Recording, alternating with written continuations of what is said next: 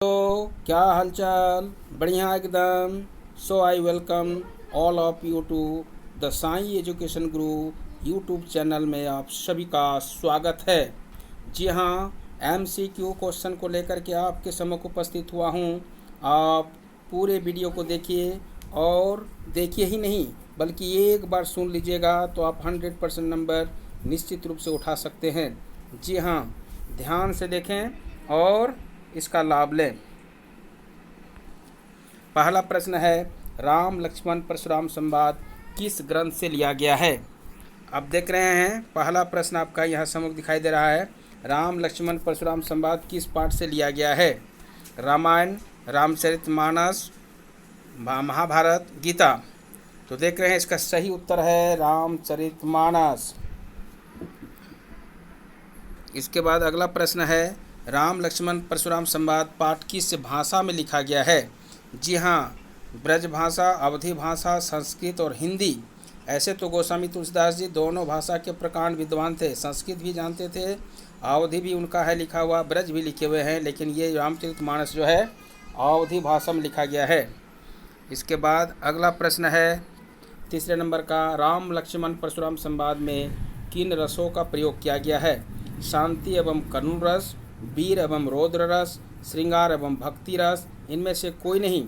जी हाँ, क्या आप इसका सही उत्तर जानते हैं तो ज़रूर कमेंट बॉक्स में कमेंट कीजिएगा।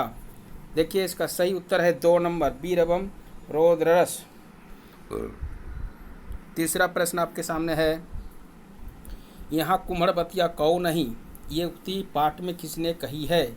यहाँ कुम्हड़बतिया कौ नहीं, तर्जनी देखे मर जाई। अब राम ने, परशुराम ने, लक्ष्मण ने, विश्वामित्र ने प्रसंग को पढ़े हैं, आप लोग ध्यान होगा। यहाँ कुम्हड़बतिया कौ नहीं, तर्जनी देखी गले जाही, ये बात बिल्कुल सही है लक्ष्मण जी का द्वारा। अगला प्रश्न है, कौशिक सुनहु मंद यह बालक पंक्ति में कौशिक किसे कहा गया है।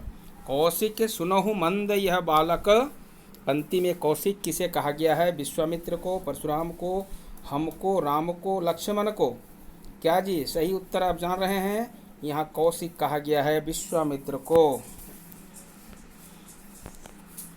अगला प्रश्न है, गाधी सुनु पाठ में किसे कहा गया है। परशुराम को, राम को, विश्वामित्र को, लक्ष्मण को।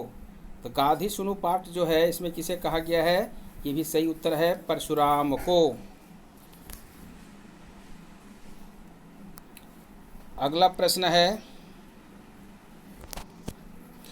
शिव जी का धनुष तोड़ने वाले को परशुराम अपना क्या समझते हैं। शिव जी का धनुष तोड़ने वाले को परशुराम अपना क्या समझते हैं। शत्रु, मित्र, भाई, पड़ोसी। तो उत्तर यहाँ पर देखिए आपका सही उत्तर दिखाई दे रहा है शत्रु। इसके आगे प्रश्न है, जो सेवा का काम करे वो कौन कहलाता है। जो सेवा का काम करे वो क्या कहलाता है, ये सब कहेंगे नौकर, सेवक, चौकीदार, इनमें से कोई नहीं। जी हाँ, इसका सही उत्तर होगा सेवक कहते हैं। अगला है इसका अगला उत्तर, इनमें से किसके किसके वध में आकर लक्ष्मण के मुंह से हौसपूर्वक वचन नहीं निकल रहे हैं। किसके बस में आकर लक्ष्मण के मुख से हौसपूर्वक वचन नहीं निकल रहे हैं। प्रेम, मोह, काल, लोभ। तो यहाँ पर अगर देखेंगे तो किसके बस में आकर लक्ष्मण के मुंह से हौसपूर्वक वचन नहीं निकल रहे हैं। उत्तर सही है ग नंबर का, काल।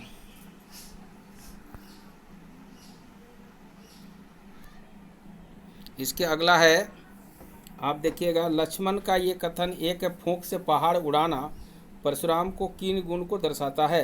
क्या चाहते हैं फूंक की पहाड़ उड़ावन। लक्ष्मण जी ये कथन जो कहे हैं, क्या फूंक से पहाड़ उड़ाना परशुराम की किस गुण को दर्शाता है। योद्धा, कायर, साहसी, मूर्खता।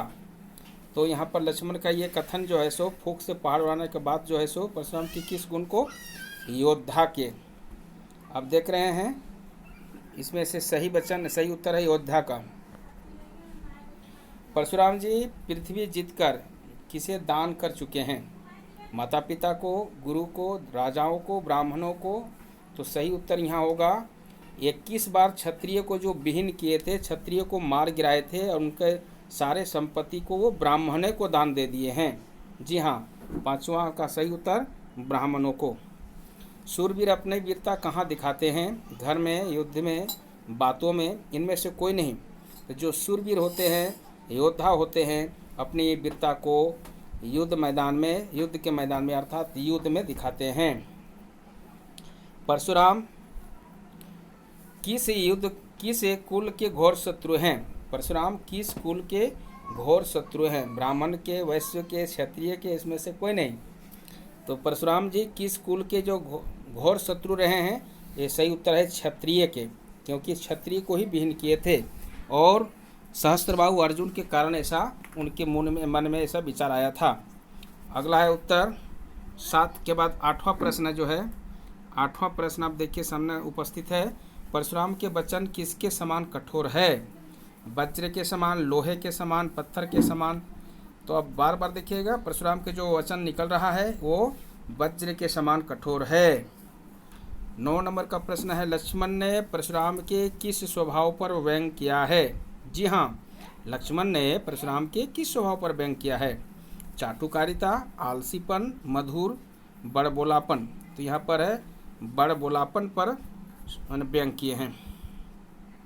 सहस्त्रबाहु की भुजाओं को किसने काट डाला था? लक्ष्मण ने, परशुराम ने, विष्णु ने, शिव जी ने।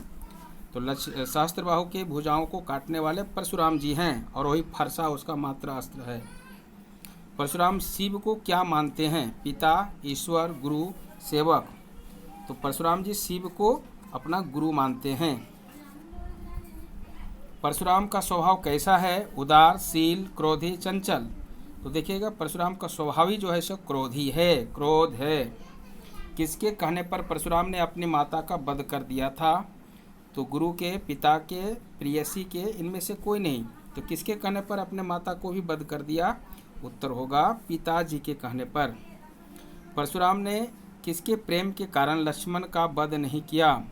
शिव के, राम के, पिता के, विश्वामित्र के। तो यहाँ पर देखिएगा कौशिक जी हैं, अर्थात विश्वामित्र के प्रेम के कारण लक्ष्मण जी का वध परशुराम जी नहीं किए।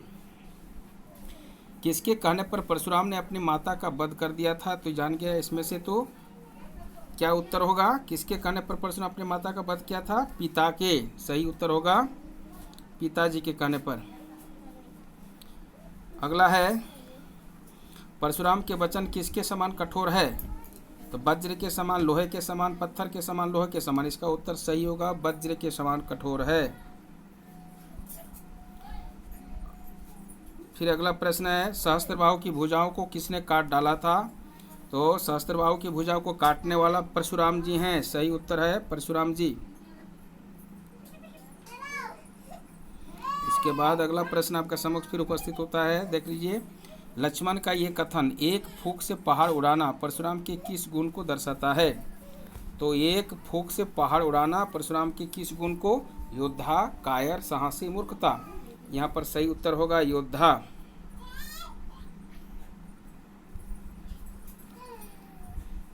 Thank you. आपको अच्छा वीडियो लगा होगा तो शेयर कीजिएगा, कमेंट कीजिएगा।